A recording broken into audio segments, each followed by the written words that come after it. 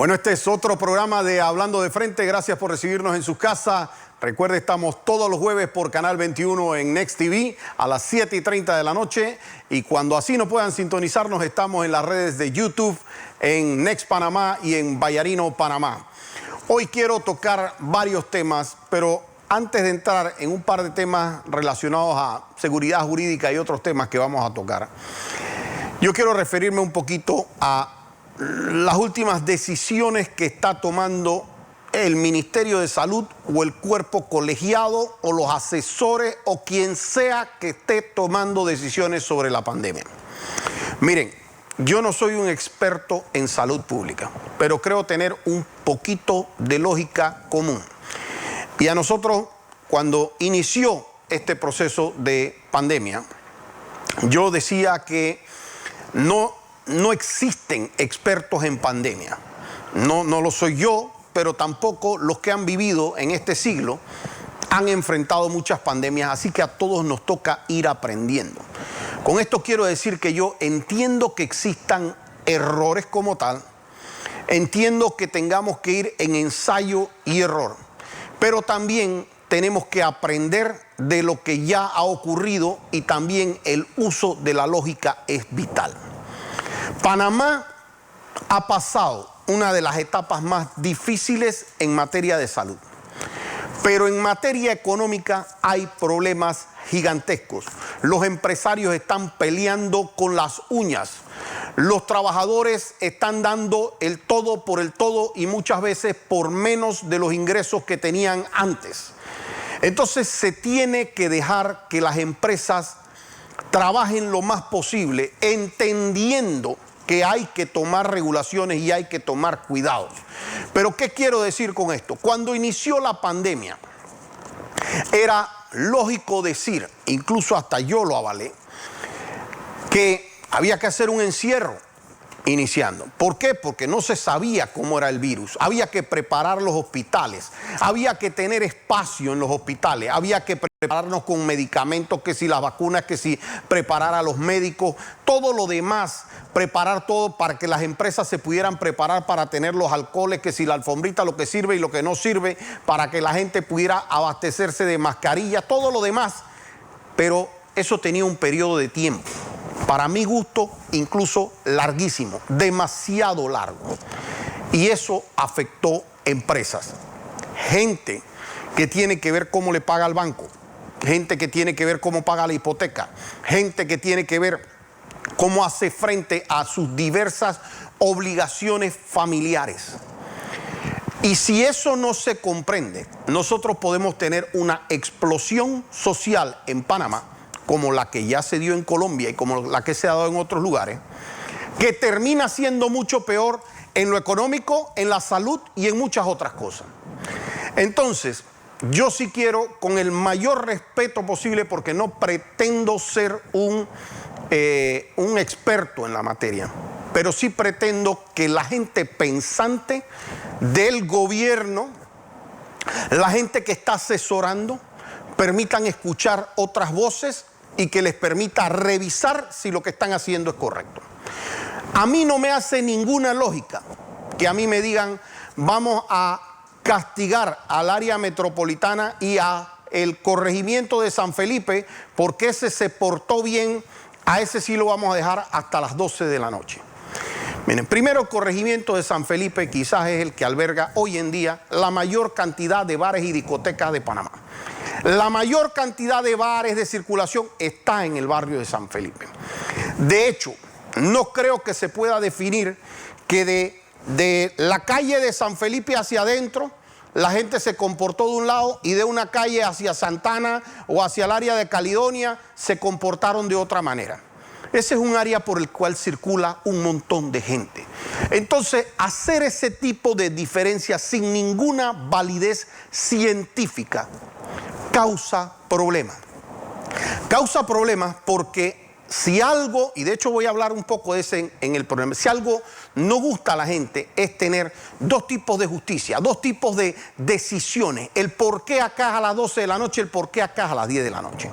Ahora, más allá de eso, yo he ido a restaurantes, a comercios, a lugares como peluquerías, barberías, etc.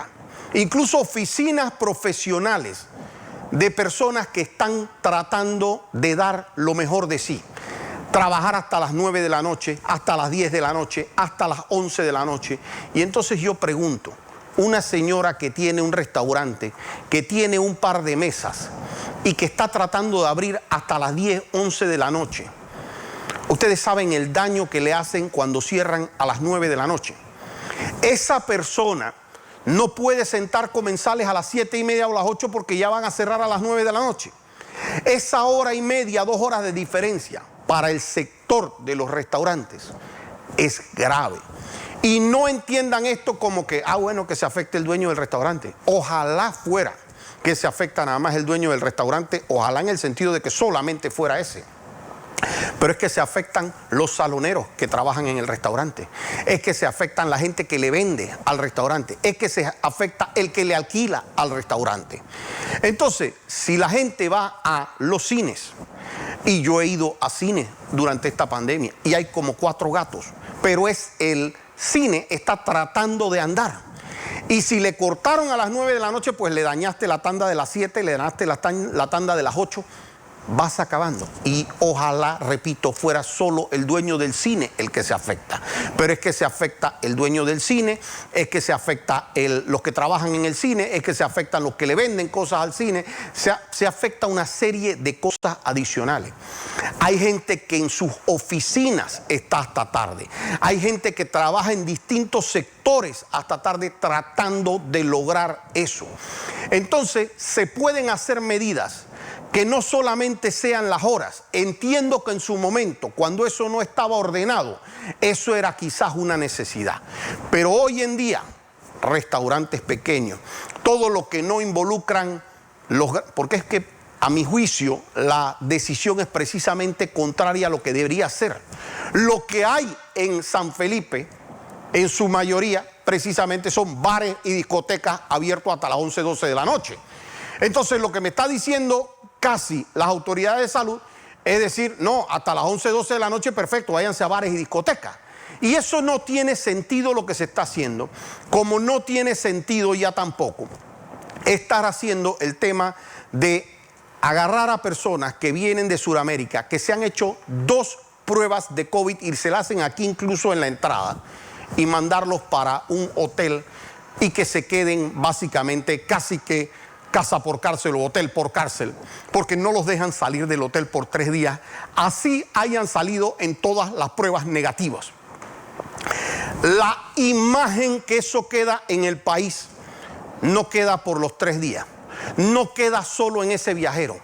Ese viajero se fue a su país y le dijo como a 500 personas, no se te ocurra ir a Panamá porque eso es espantoso. Agarran y te ponen en un hotel con la policía afuera, no te dejan salir y tú básicamente quedaste detenido. Es que estabas COVID positivo en una prueba. No, era negativo. Tú llevabas la prueba negativo, sí. Y en el aeropuerto te hicieron de nuevo la prueba, sí. Ahí también me hicieron la prueba. Y también salió negativo, sí. Y aún así te metieron preso. Sí, así me metieron preso en un hotel. Eso, desde el punto de vista de turismo, quien esté avalando esas decisiones tiene que saber el daño que le está haciendo al país. Ojo, hay momentos muy específicos en que se requieren medidas fuertes. Yo las entiendo. Sé que hay cosas y información que nosotros no manejamos, toda la información que a veces maneja el gobierno. Si no es así, toca salir a explicarlo mucho más, porque si no se hace completamente inentendible que se puedan estar aplicando este tipo de medidas que cuando uno lo llaman y le dicen, pero ¿por qué el gobierno está haciendo eso? La respuesta es, no tengo la más remota idea. ¿Y por qué uno hace esta crítica? Porque esto no le está haciendo, le está haciendo un daño horrible al gobierno, pero me refiero no solamente le está haciendo un daño al gobierno, le está haciendo un daño al país. Yo conozco muchísima gente que me ha comentado solamente de estos temas de Sudamérica, que tenían pensado venir en viajes a Panamá y que han decidido simplemente no hacerlo. Y la gente dirá, bueno, no vino un turista. No, es que no vino un turista, no se gastó en un hotel, no se gastó en un restaurante, no se gastó en un taxi, no se gastó en el comercio local, no se gastó. Así que la economía panameña frenada, parada, y eso no va a funcionar. No me quiero tomar el programa en eso porque quiero hablar de otros temas, pero le pido a las autoridades que piensen, si en vez de estar haciendo cierres de vamos a cerrar desde aquí hasta acá, pueden dejar que comercios hasta cierta cantidad de personas, incluso más allá de la hora, puedan estar perfectamente abiertos si son pocas personas, si son restaurantes pequeños, si son comercios pequeños, ¿qué importa la hora? Si la persona va a salir a hacer ejercicio, ¿para qué el toque de queda? Mejor que haga ejercicio, que se despeje si son al aire libre. Entonces, por Dios, empecemos a pensar opciones para no generar estas parálisis innecesarias de la economía mentales, porque la mitad de esto también es mental.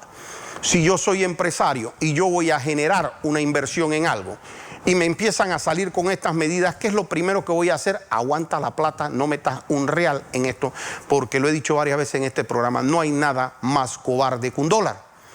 Así es que si yo veo que vienen de nuevo restricciones, que vienen de nuevo cierres, que aquí agarran y me van a cerrar por una calle, como si los de San Felipe para acá hay infección, de esta calle para acá en Santana, aquí no hay infección.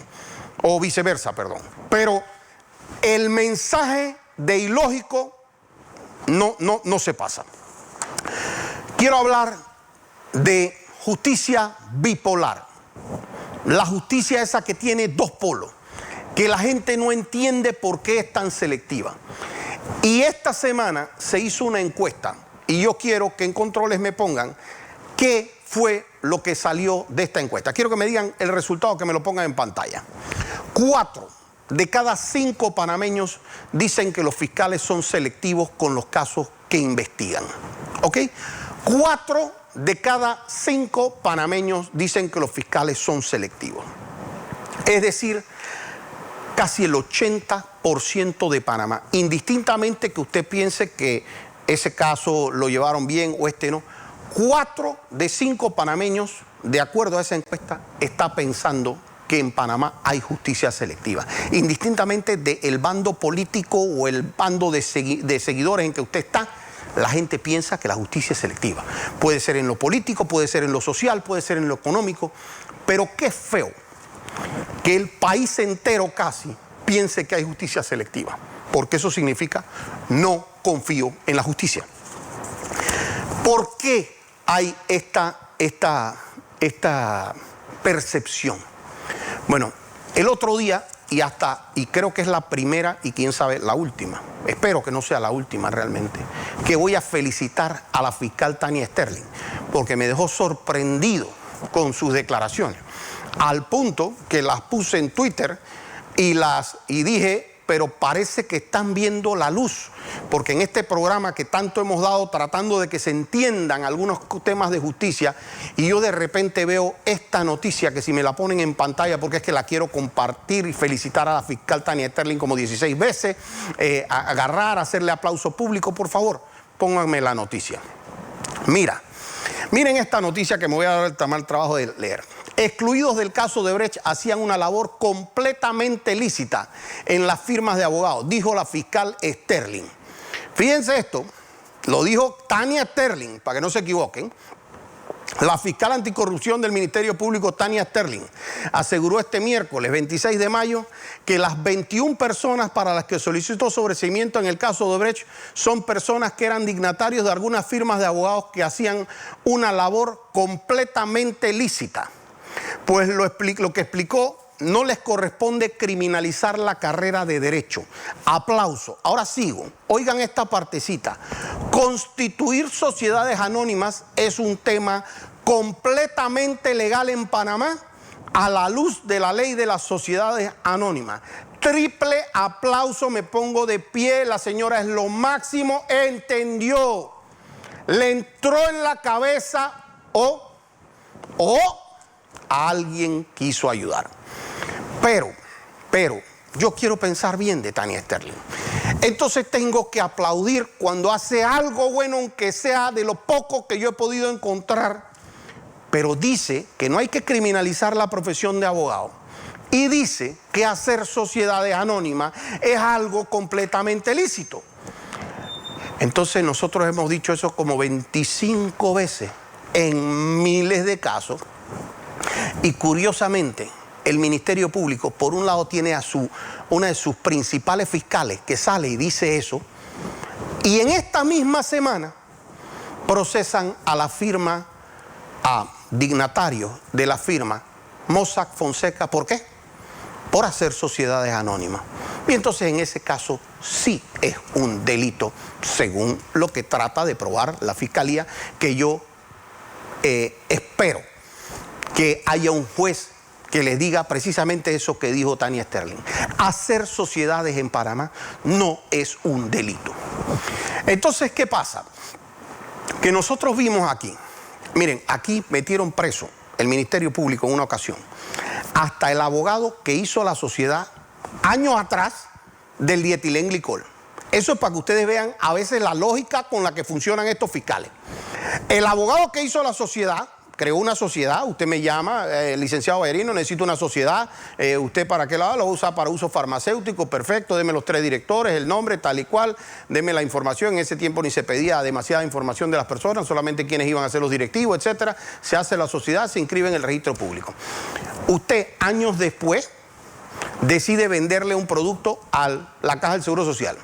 Y resulta ser que usted, años después, le vende un dietilenglicol a la Caja del Seguro Social. Al fiscal inteligente, genio, se le ocurre decir, vamos a meter preso al abogado que hizo la sociedad. Porque yo tenía que saber, cuando hice la sociedad, que usted se iba a dedicar, que iba a salir una licitación, que iba a vender dietilenglicol, que usted se iba a meter en esa licitación y que usted iba a pedir a España un producto que no era o que estaba equivocado, lo que sea que pasó, pero yo tenía que saber eso como abogado cuando yo constituí la sociedad. Entonces, yo cuando hice la sociedad para un cliente de un banco en Brasil, y me piden haga la sociedad, yo hago la sociedad, mando la sociedad, yo tenía que saber, cuando él hizo esa sociedad, que él años después, resulta ser que iba a participar de algún tipo de acto público o que él iba a usar esa sociedad para pagarle a un funcionario o para recibir dinero de un funcionario. Yo tenía que saber eso cuando yo creé la sociedad. Semejante tipo de aberración es lo que yo he debatido en este programa, y cuando yo veo que Tania Sterling dice eso, casi que me dan ganas de llorar de la felicidad. Ojo, yo digo, esta mujer vio la luz, gran avance, algo hemos hecho, aunque sea un granito de arena pusimos en el programa, porque empiezan a ver eso. Ahora, al día siguiente de esas declaraciones, veo que el Ministerio Público insiste en procesar a las personas de Mossack Fonseca.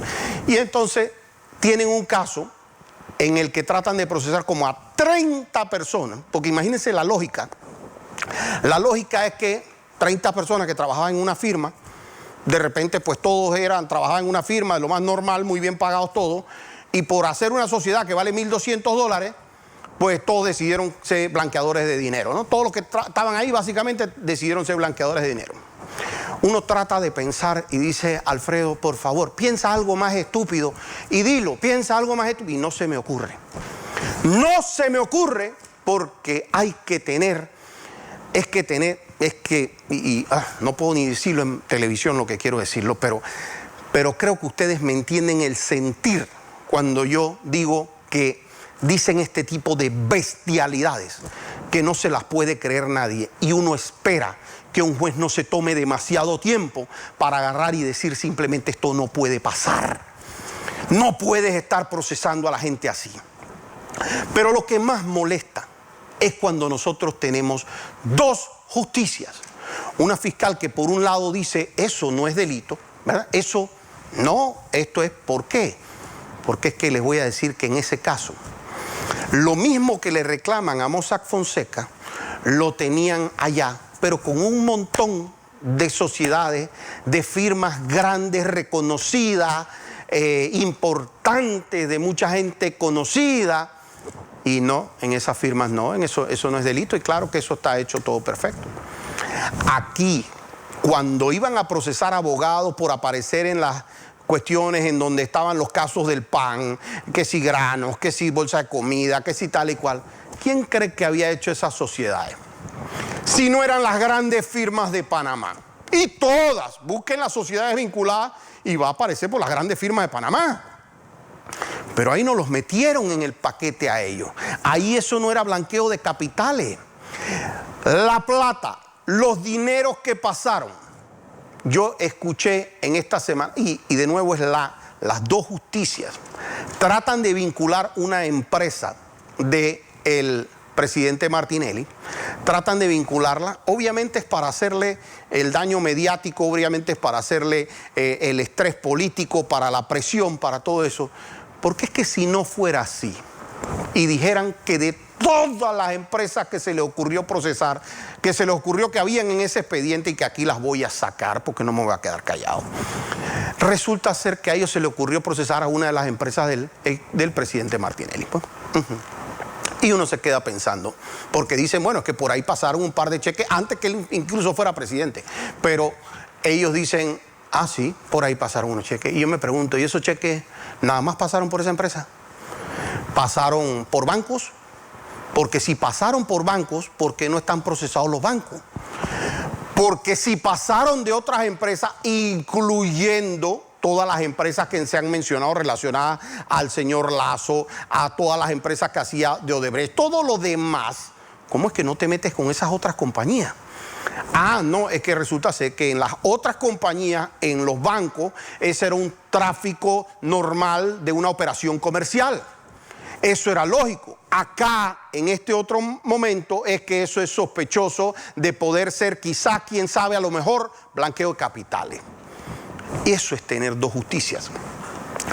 Miren, cuando yo les hablo a ustedes de dos justicias, yo puedo, gracias a Dios, conozco suficiente historia de este país para poder de alguna manera enfocarlos a ustedes de cómo han sido las cosas en Panamá. Y yo empiezo a preguntarle, Endara, Guillermo Endara, ¿dio indultos o no dio indultos en este país?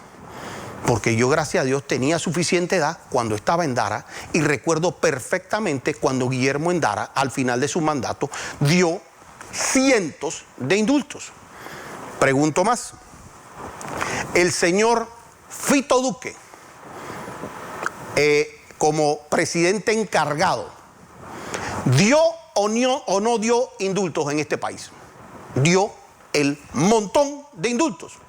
Como lo hizo también Ernesto Pérez Valladares, y me disculpan por esto, como lo hizo también Ernesto Pérez Valladares en su momento de mandato. Entonces, yo les digo a ustedes, si eso, las cosas que nos pasan en vivo, perdón que no había puesto en silencio el teléfono. Ernesto Pérez Valladares dio indultos también. Se había debatido, no solamente habían dado indultos, se había debatido a nivel de la Corte de si esos indultos eran constitucionales o no. Y la Corte había dicho son absolutamente constitucionales varias veces. Mireya Moscoso, ¿dio indultos o no dio indultos? Dio indultos Mireya Moscoso. Y de nuevo, ojo, no estoy diciendo que ninguno de ellos había hecho nada malo. Estoy diciendo que la Corte incluso había dicho, bajo diferentes opiniones de abogados, la Corte había decidido que esos indultos eran constitucionales y se dieron los indultos. Viene Ricardo Martinelli y da indultos. ¿Y qué hacen? Lo procesan por un caso de indulto. Que no llegó a ningún lado, está bien, pero fue lo que intentaron hacer, fue todo lo que generaron detrás para hacer una persecución. Una pregunta.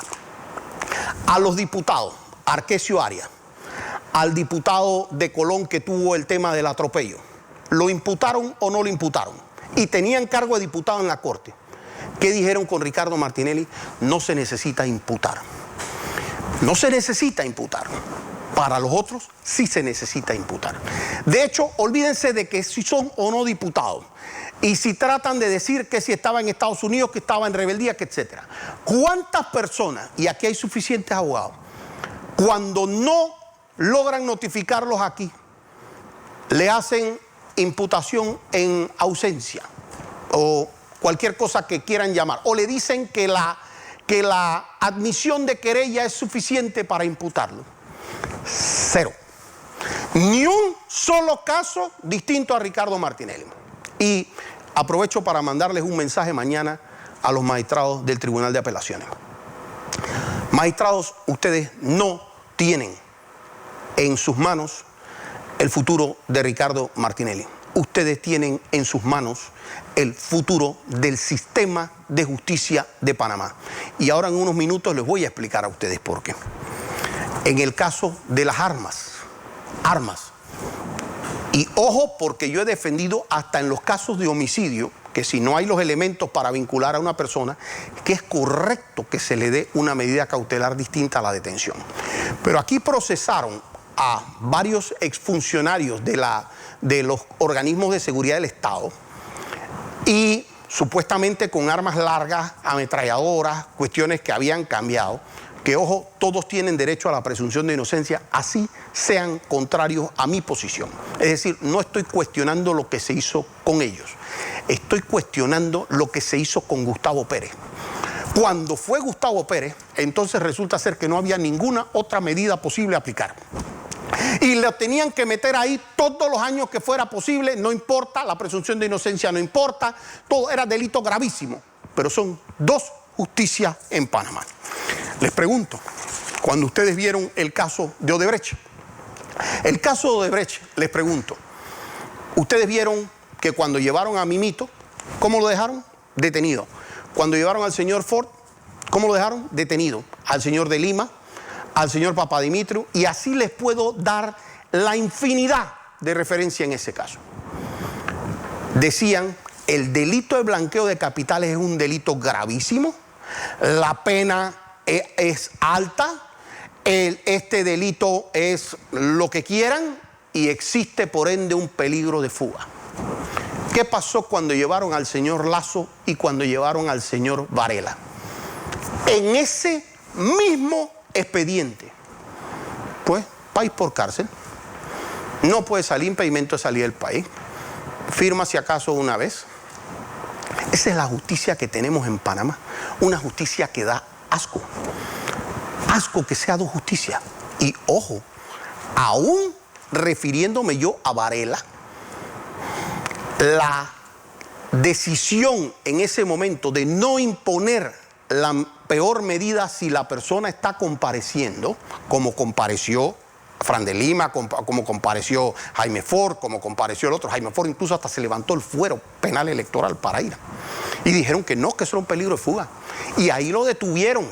Y ahí está que al día de hoy Jaime Ford no ha ido a ningún lado.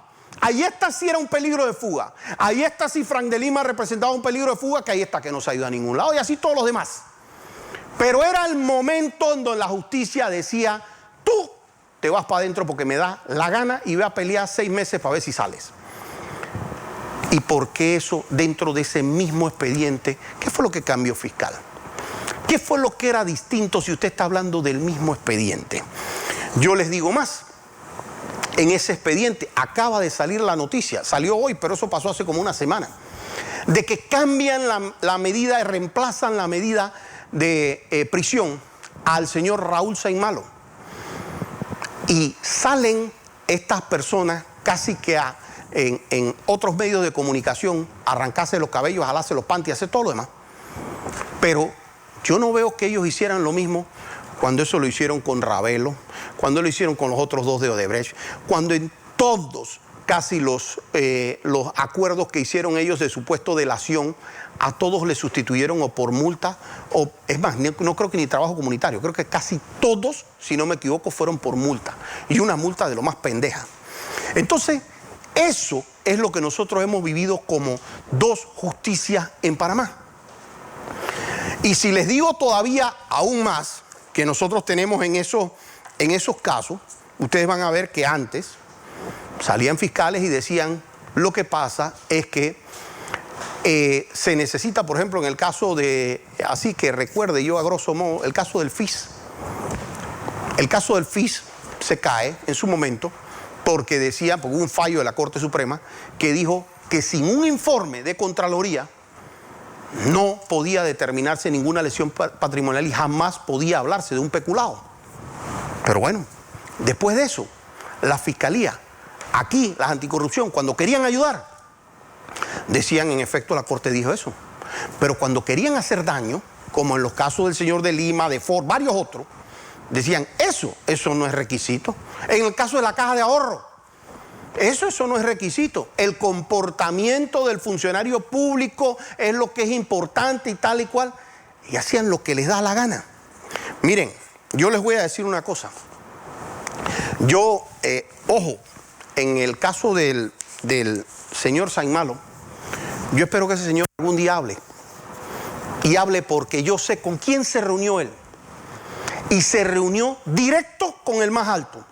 Es de las pocas personas en este país que puede señalarlo de manera directa lo que él hizo.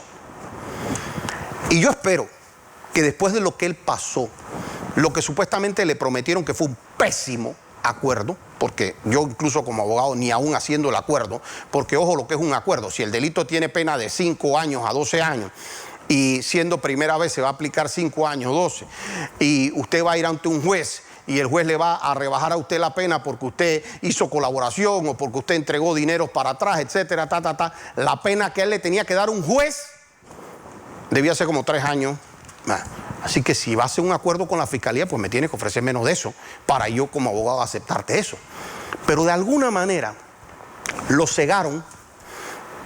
Le hicieron creer, todo esto va a estar bien, esto va a ser un cambio, una multa o lo que sea, Y después cuando peleó con las fiscales del caso Odebrecht, se la montaron y se la velaron de una manera tan fuerte que yo espero, aunque no se logre por el tema jurídico, por el tema de la historia de Panamá, yo espero que se pare en un momento dado y nos explique lo que a él le hicieron, a dónde lo llamaron y a qué despacho fue a hablar solito él con el otro, porque él sabe de lo que le estoy hablando. Entonces, yo les quiero decir, si Panamá sigue de esta manera, en donde nosotros podemos decir que los fiscales escogen la justicia que tienen, porque es que los fiscales aquí, ustedes recordarán, cuando aquí teníamos, por ejemplo, al juez Loaiza, y el juez Leslie Loaiza daba una medida cautelar. El juez daba una medida cautelar porque entendía, claro, él leía el código y él dice la detención provisional es la última medida a aplicar. Parece que por lo menos había un juez que lo leía. Y dice, la medida cautelar es la menos, este señor se presentó voluntariamente, están haciendo un proceso, ya compareció, ya recabaron las pruebas, no hay elementos, bueno, le puedo dar otra medida. Y es que un juez cuando puede dar otra medida debe respetar la presunción de inocencia y debe darla. Porque la persona es culpable es cuando termina el juicio. Y así se determina después de todas las instancias. Pero fíjense que cuando el juez Loaiza hacía eso, eran primeras planas, titulares de las noticias. Otros canales agarraban y tenían un poco de doñas sentadas en las mesas allá diciendo, ay, ese juez Loaiza corrupto, no sé cuánto, se jalaban los panties, hacían lo que... Eso era lo peor porque lo había hecho el juez Loaiza. ¿Ustedes vieron a esas señoras haciendo lo mismo cuando le dieron una medida para ir por cárcel a Varela?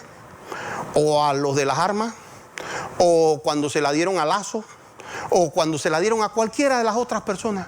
No, porque nosotros no estamos teniendo una justicia en base a dar igual uno a otro. Lo estamos teniendo en base a quién me gusta, a quién me cae bien y si esa persona es contraria a mí. Y si el sistema de justicia no para eso, no paran ya lo que están haciendo, van a llevar al pueblo a una confrontación. Porque a una persona a la que le dicen, no, ya te pusimos el juez, ya te pusimos el fiscal, si a mí no me gusta el código, te inventamos un código como en su momento dado ocurrió con un reconocido magistrado, ¿verdad? Si no nos gusta el código, lo cambiamos. Señores magistrados del Tribunal de Apelaciones, mañana ustedes tienen una decisión.